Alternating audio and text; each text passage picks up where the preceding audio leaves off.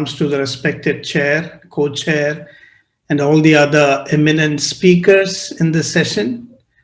It's a great pleasure and honor to be present in this platform and to share my views on Ayurveda for strengthening host defense system. I would like to particularly focus on a topic, Vyadhi Chamatvam, and the host defense system from the Ayurvedic perspective. I think the chairperson so beautifully summed up in a lot of things which I was wanting to convey. So strengthening the host defense system, what does Ayurveda have to say? So since this is the theme of our session, I would like to begin by asking the question, is there such a concept at all in Ayurveda? Because host defense system is a modern medical concept. So immune defense against microorganisms like viruses, bacteria, fungi, and protozoa, an immune defense against macroparasites, helminthes, and parasite expulsion are clearly distinguished in modern medicine. There are also non-infectious environmental stimuli, including venoms, hematophagus fluids, environmental xenobiotics, and irritants. These are often referred to as allergens, and they can also trigger an immune response. And the allergic reactions they elicit are often thought to be a detrimental consequence of a mistargeted response. So, from modern medicine point of view, the human body has three primary lines of defense. Which includes, the foreign invaders like viruses, bacteria, and fungi. And these include physical and chemical barriers, non-specific innate responses, and the specific adaptive responses. So asking what Ayurveda can do for the host defense system is a tricky question, because we are asking the question using the language of modern medicine and trying to answer it using the language of Ayurveda. So that is the challenge that I'm facing as I'm trying to address this topic. Now, if you go into this concept of host defense system from an Ayurvedic point of view, we will have to restrict our thinking to just Aganduja Vyadhis. So, ye bhuda vishava yogni chadabhangadi sambhava kamakrodha bhayadyascha. From this verse, we can see that Ayurveda has listed a variety of external agents, stressors that can suddenly initiate a disease process in the body or mind. Even here, we can see that the Ayurvedic perspective is broad. It includes stressors that affect both body and mind. It's not restricted to just viruses or, these so-called allergens. The modern concept of host defense system in that sense is very limited, in its scope and focus. We can say that the term Bhuta, because in Chakrapani, we can see Bhuta Shabdena Savisha Krimi Pishajadayo. So when you say Savisha Krimi, we could say that the Bhuta here also includes virulent pathogenic organisms, both micro and macro. And even in non-infectious environmental stimuli like Visha, Vayu, etc. These are all included in this list. So we can say that these Agandu Hetus include agents that can elicit both type 1 and type 2 immune responses from the human body. So if you look at infection, allergy, and the host defense system, what we understand today, I'm just trying to give a perspective on host defense system because that's the theme of this whole event, and then come to the Ayurvedic perspective. So we understand today that foreign substances can invade the body, and our human body has the means to neutralize the same so that a disease process is not initiated. So there are infectious pathogenic microorganisms, macropathogens, and then we also have, the allergens which cause allergic reactions. So when we think about host defense system from a point of view of modern medicine, we are thinking only about these aspects. So even allergic hypersensitivity is not fully understood in modern medicine. So there is also a viewpoint that allergic reactivity may provide an important defense mechanisms that protects the host from noxious environmental factors. But in the COVID pandemic time, when we talk about host defense and immune system, we are mostly looking at microorganisms. Now with this, I would like to come to the Ayurvedic concept of Vyadhi Chamatvam, which can be grossly translated as resistance to diseases. So in the Charaka Samhita, our honorable chairperson already referred to these verses, but I will just quickly go through them. That Charaka Samhita says that Vyadhi Chamatvam is not same for all human beings. Nacha sarvani sharirani vyatikshamatve samarthani bhavanti. And he lists a lot of parameters which determines whether a person can have vyatikshamatva or not. And if you look at that, it relates to a multiplicity of factors, constitutional, lifestyle, and psychological factors. It's not just related to what modern science today talks about as molecular immune mechanisms. So bodies that are hyper or undernourished, and our chairperson already pointed out the importance of diet, disproportionate body elements, poor physical strength, accustomed to unwholesome diet, and weak mind. So it's a beautiful summary of a multiplicity of factors that determine whether an individual is susceptible to disease or not. And Chakrapani clarifies that Vyadhikshamatva here means ability to oppose the disease process, which we can call as disease tolerance or resist the manifestation of a disease. Vyadhi bala virodhitvam and Vyadhi utpadaga pradigantagatvam. So what we understand here is that Vyadhikshamatvam is a very, very broad concept. We cannot correlate it with host defense system in a very specific way. Because in Ayurveda, this Vyadhikshamatvam applies to resisting all type of diseases, not just infectious and allergic diseases. So it would not be correct to make a very one-to-one correlation between Vyadhikshamatvam and immunity as we understand it today. So we do have a challenge here. That is why I said in the beginning itself, when we talk about host defense system, we are talking about a very specific concept in modern medicine, which is very specific to infectious and non-infectious environmental agents. Whereas in Ayurveda, we have a very broad concept of Vyadhikshamatvam. So how do we face this challenge? So in this discussion, I'm doing an attempt to give an interpretation of host defense system from an Ayurvedic perspective with reference to this broad framework of Vyadhikshamatvam in Ayurveda. Now, when we come to the host defense system, I would like to clarify some misconceptions. We often equate the terms Bala and Ojas to immune system. And we say this is what in Ayurveda is the host defense mechanism. But is this correct? That is my question. We need to examine what these terms mean in Ayurveda in the first place.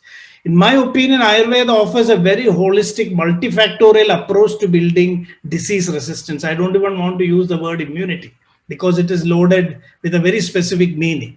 And if we try to reduce these Ayurvedic concepts to the modern idea of molecular-based immunity, then we will lose a lot of contributions and insights that Ayurveda can give in building resistance. So Balam and Ojas are also sometimes used synonymously, especially the meaning of the term Balam needs proper discussion. So quickly, I would like to go through some references in the text. In the Jwara Chikitsa itself, it is mentioned Balam Yatnena Palayan, Baladhishtanam Arogyam, Arogyartham Kriyakrama. Balam is the basis of health, so treatment does not work if Balam is not preserved. In another context, it is told Vishesha Jividam Prane Udano Bala Uchyate. Life is rested in prana, but udana is bala. In another context, it is mentioned Pragradastu balam sleshma, sajaiva ojas smrda kaye. Kapha in its natural state is called as bala, and that itself is ojas. Trayodosha balasya ukta. So in another context, we can see bala and ojas has been considered synonymous.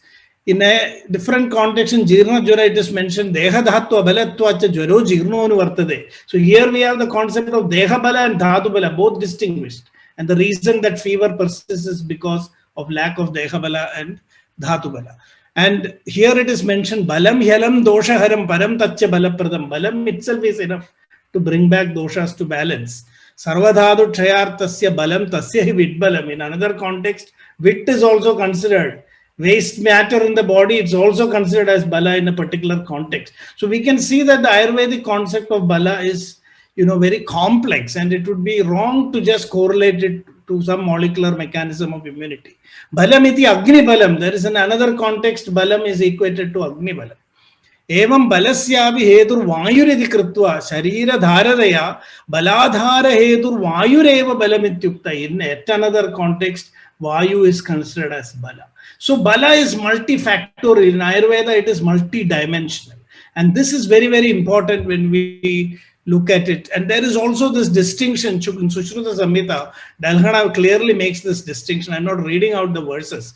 Dalhana points out that although Ojas and Bala are considered same, They are different because ojas is a substance with physical properties, whereas bala is understood by functions like lifting weight, etc. But in the context of treatment, when you increase ojas, bala also increases. For that reason, they are considered same, although they are different. So the only thing I wanted to point out here is that we must not lose the complexity and richness of Ayurvedic concepts in our haste to bring it, try to give a equivalent explanation to modern concepts of immunity. So if you look at bala, it just means the ability to function, to act. That is why there can be different kinds of bala. Bala is used in the sense of physical stamina.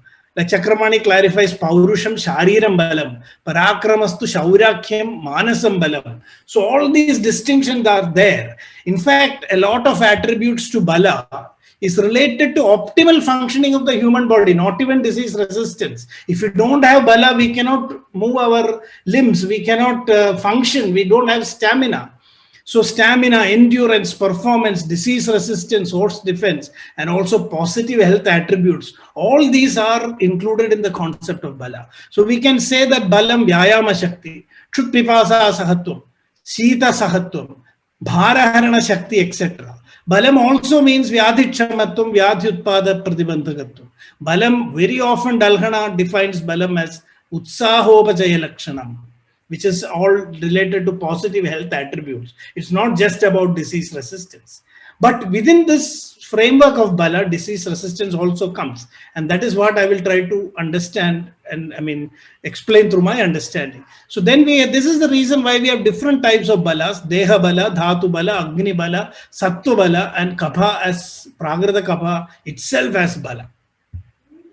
It's difficult to go into the details, granularities of all these concepts in such a short discussion. My purpose is only to point out that we must look at Ayurveda from its complete holistic framework.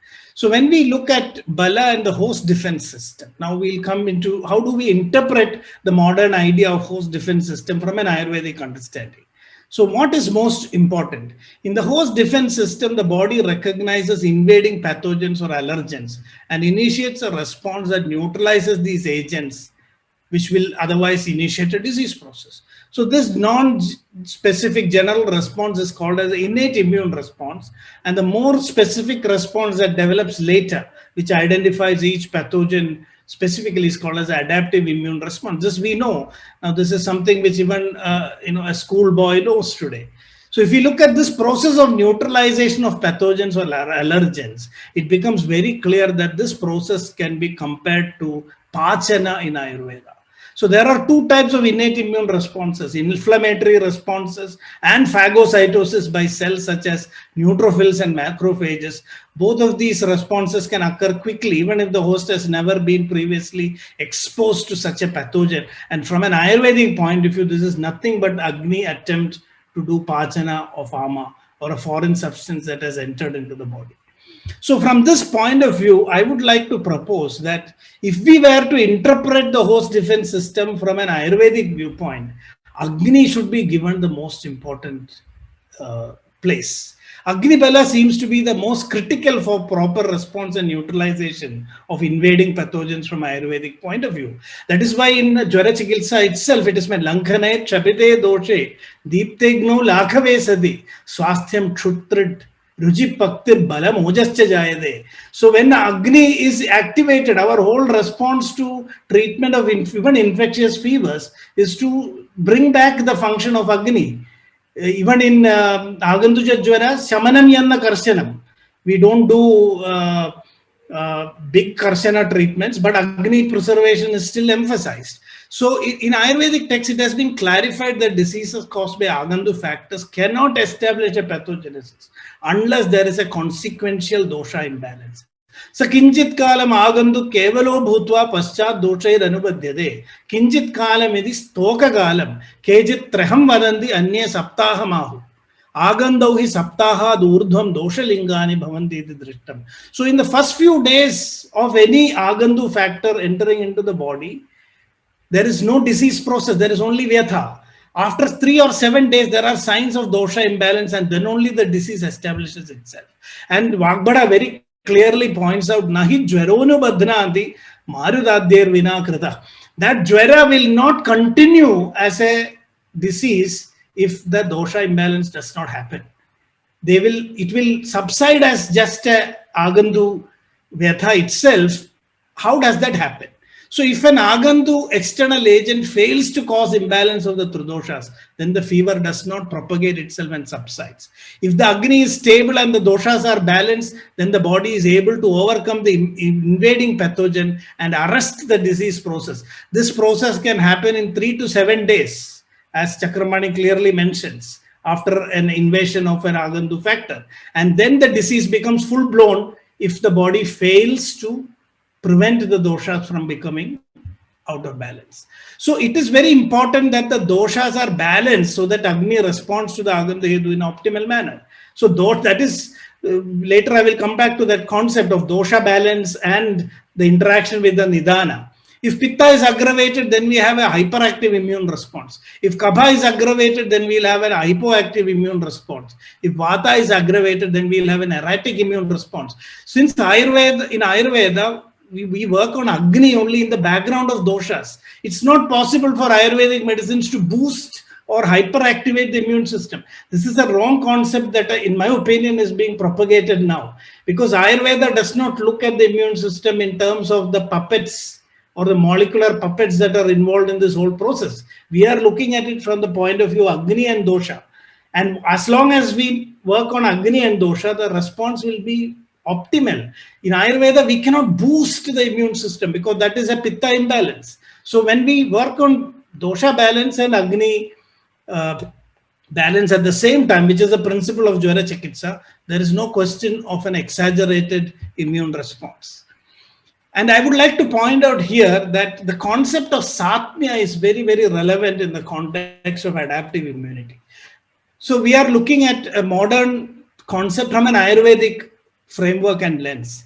So innate immunity we can understand to some extent as a function of Agni, which is optimized by the balance of the doshas. So if this process of digestion or pachana, neutralization is successful, then the non-self is eliminated and the state of Satmya is achieved. Satmya is a state in which the body is not in conflict with a foreign entity. It's called non-self or anatma. Atmana saha upachete iti Satmyam. And the time taken for Satmya to happen is about 7 days, which is also the time when an Agandu disease body is able to make it subside or it proceeds further by disturbing the dosha. So within 1 week, if the Agni under the regulation of the doshas, if it is not able to do this neutralization of the Agandu agent, not achieve Satmyatum, then the disease will proceed. So this is true not only in case of infectious diseases, it's true in case of allergens also. So if in the Asatmya state, Agni fails and Ama is produced. That is why in both infection and allergy, from an Ayurvedic point of view, we can see there are signs of Ama. We consider this as a Sama state. So even if you look at vaccination, herd immunity and Satmya, our body has great ability for adaptation, which is revealed through the concept of Satmya in Ayurveda. When introduced in a small quantity, the body can learn to deal with potentially pathogenic substances and become Satmya to them. So we have Oka Satmya concept. We also know that even Ahita substances, the body has the ability to develop Satmya to it. Though Ayurveda advises that we must give up Ahita Satmya substances and choose Hita Asatmya and make them Satmya in the body. So smallpox inoculation was practiced in India based on this concept. And vaccination and herd immunity can be understood in Ayurveda from the framework of Satmya. And I think it also opens up some integrative frameworks where, like the Ministry of AYUSH initiated, adding Ayurvedic regimens also in the process of vaccination to elicit a more balanced immune response. So what can Ayurveda do for the host defense system? So here I would like to create a framework before I conclude. Optimal functioning of Agni is the basis of a robust defense system from Ayurvedic point of view. If we want to reduce the Ayurvedic understanding of Vyadhi, Utpada, Pradibandhagatum to host defense system, then I would say that Agni is very important. But the optimal functioning of Agni depends on balanced state of doshas. Tair bhaved vishamas tikshno mandaschagni samay sama. So if the doshas are not in balance, then your immune system is not going to respond in an optimal way. When there is bala, there is stability of doshas. Balam helam doshaharam. When there is abundance of ojas, there is balam. Ojas is abundant only when dhatu-paka is optimal. And in this state, kapha is in its natural state, pragrita-avastha. Organs are resilient and functions in a robust manner. Ojas strengthens the mind, and a strong and stable mind further strengthens ojas. So a disturbed mind can burn away ojas, ojakshiye, the kopakshut, dhyana shoga sramadhibi. So this whole framework from Agni to ojas to the sattva, in between the doshas, the dhatu-paka, everything together, Ayurveda enables us to create a framework for understanding the modern interpretation also of the host defense system. Now, if you look at this, Charaka introduces another interesting term called Vikara Vikada Bhava and Vikara Vikada Abhava. Here he is really referring to this concept. Iha khalu nidana dosha doshya visheshebhyo Vikara Vikada Bhava Bhava Pradivishesha Bhavanti. So if the nidana fails to disturb the doshas, then there is no disease possibility. Even if the doshas are slightly disturbed, if they don't cause dushya dushti, dhatu dushti, then also the disease doesn't progress. This is exactly what I was trying to explain through that whole framework, which I will present as a chart before I conclude. Yada hede trayo nidanadi vishesha parasparam nanubandhanti athava kala prakarshad abaliyam sodhava anubandhanti na tada vigara abhinarvarti chiradvapya abhinarvartande tanavo va bhavanti ayatokta sarvalinga va viparye viparida idi sarva vigara vighada bhava pradivishesha abhinarvrutti hedur bhavatyukta. So here, this is the beauty, I think, of Ayurveda, is that sarva vigara vighada bhava. So it is not only for infectious or allergic diseases, but for the entire pathogenic process. Ayurveda gives a very broad framework into which we can also include, what modern medicine talks about as host defense system. Now with this, I would like to come to the last part of my discussion.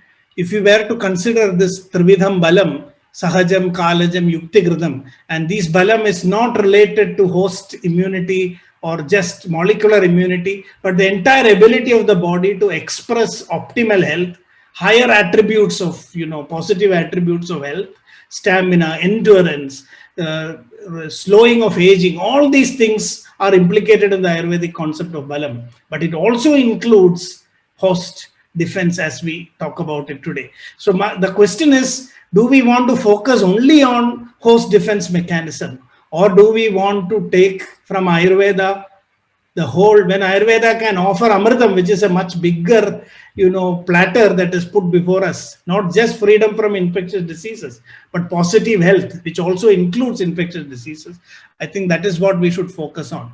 So out of this Trividha Balam, Sahaja Balam, Samamamsa Pramanastu Sama Samhanano Nara, Dridhendriyo Vigaranam Balena Abhibhuyate, Chut Pipasa Atapasaha Sita Vyayama Samsaha, Samabhakta Samajara, Samamamsa Chayo Mata. So in Ayurveda it is said that Sahaja Balam is there. So this means that we need to do self-assessment of constitution. This is the Ayurvedic approach to developing, strengthening the host system.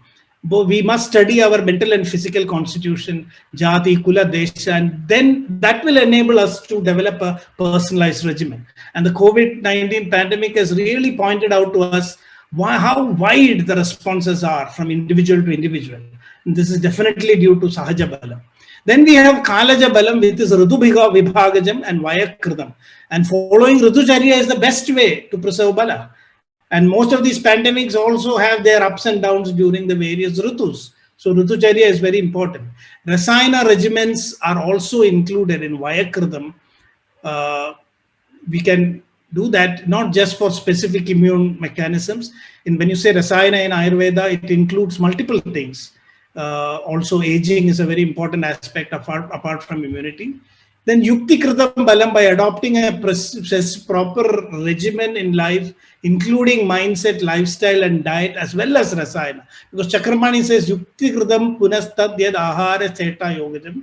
And in that Yogajam, Chakramani says Rasayana can also be included. So Rasayana is only one aspect of this whole framework of the Ayurvedic approach to increasing Balam.